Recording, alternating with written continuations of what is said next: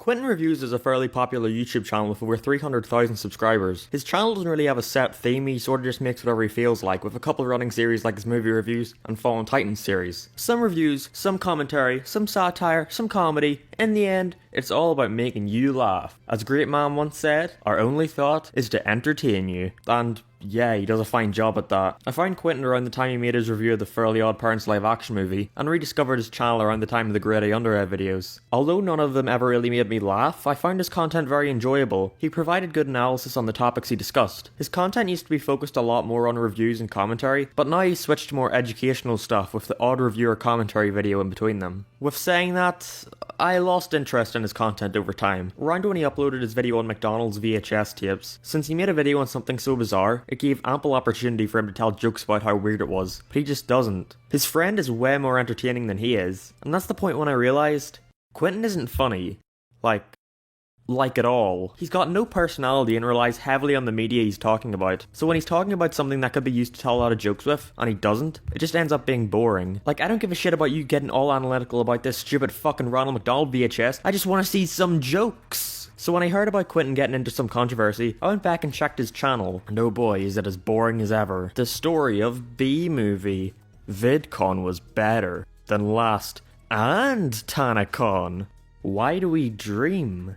Riveting. Despite the fact that he's moved on to making pretty harmless content compared to what he used to make, Quinton has gotten involved in quite a bit of controversy as of recent. I don't usually make videos centered around drama. Sure, I'll mention a bit of controversy here and there, but I'll never solely focus on it, seeing as I only make videos if I'm interested in a certain channel or topic, and I honestly don't give a fuck about most YouTube drama. But this one is so captivating to me because Quinton is the last person I would expect to do shit like this.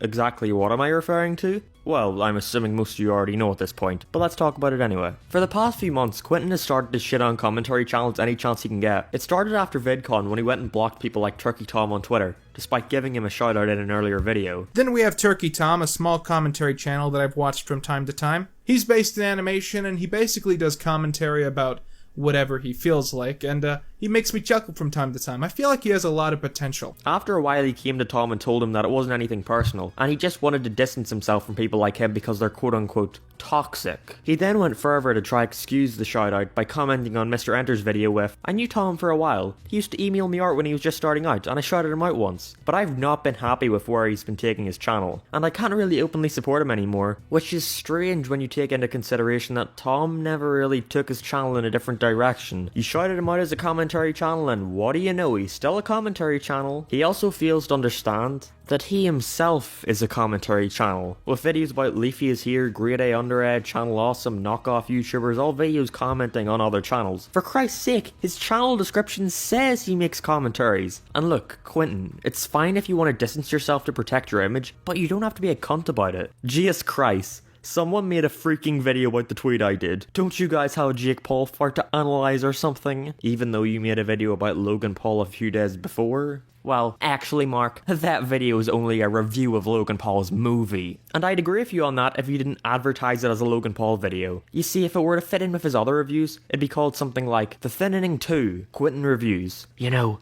like what he did with the first one. But instead it's called Logan Paul's Thinning sequel is terrible, with Logan's face taking up 50% of the thumbnail, and a tiny little logo for the film squished into the corner. And again, that's perfectly fine, he can clickbait if he wants to, he's openly admitted to doing so. Now I'm gonna do you guys a big favor and reveal to you the secret on how to bait people into clicking on your videos. Make clickbait. Okay, so clickbait is, in essence, the idea that you're getting someone to watch your video under false pretenses. You need to do that, but not under false pretenses. Basically, you have to design your content to be worth clicking on without being obnoxious about it.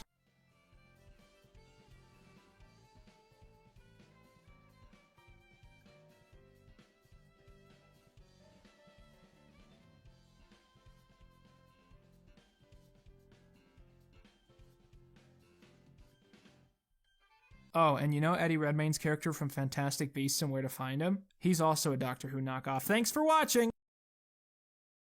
but not under false pretenses. But before making fun of commentary channels for whoring out popular topics for views, take a look at your own channel. Get off your high horse, you're just as bad as the rest of us. Next we have his video on the T-Series versus PewDiePie situation. Subscribe to T-Series. If you don't know, a channel called T-Series has started gaining subscribers at an extremely rapid rate, and is on course to pass PewDiePie any day now. So as a joke, Mr. Beast started to hit the streets with a campaign to keep PewDiePie at #1, even going so far as to buying out space on billboards. It was really nice to see the community band together to keep the highest subscribed channel something that wasn't a huge corporation, but not everyone was happy with this. As we all forgot, no fun is allowed on Quinton's watch, so he made a video talking about how sad and petty this was on PewDiePie's part.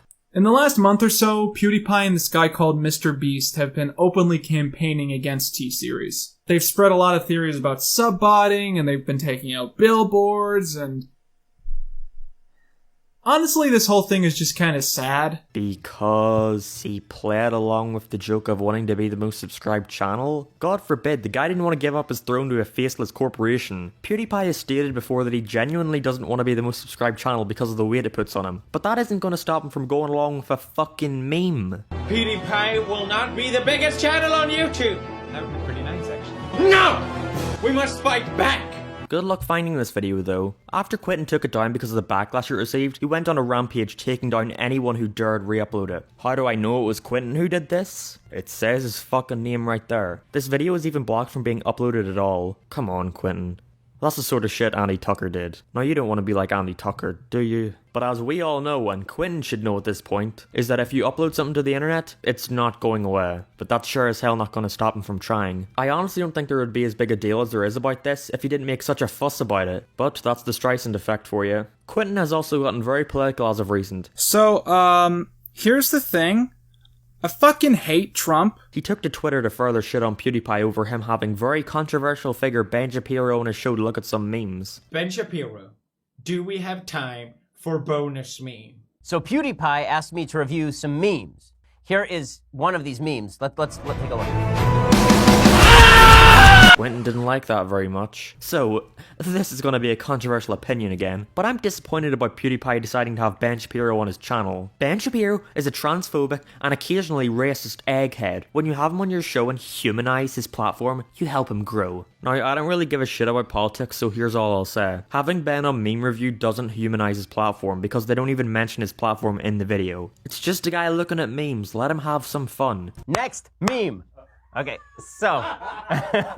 But I'm not calling for him to be banned. No, you're just calling for him to be ostracized because he has different opinions than you. Now, if I didn't know any better, wouldn't that make you a bigot? And Quinton, you can't be occasionally racist. Nobody wakes up in the morning like, I think I'll hate the Chinese today. But if he just left this stuff on Twitter, then that'd be fine. Who cares? He's allowed to share his opinions on there. But don't bring it into your videos unless the video has to do with politics. He spends like 40 seconds of his thinning review talking about how much he hates Donald Trump. And it doesn't really go anywhere beyond, I don't like Donald Trump because I don't like him. So, here's the thing. I fucking hate Trump. He embarrasses me every day. He makes us all look like backwards idiots, and frankly, the fact that he got elected means that we probably are all backwards idiots.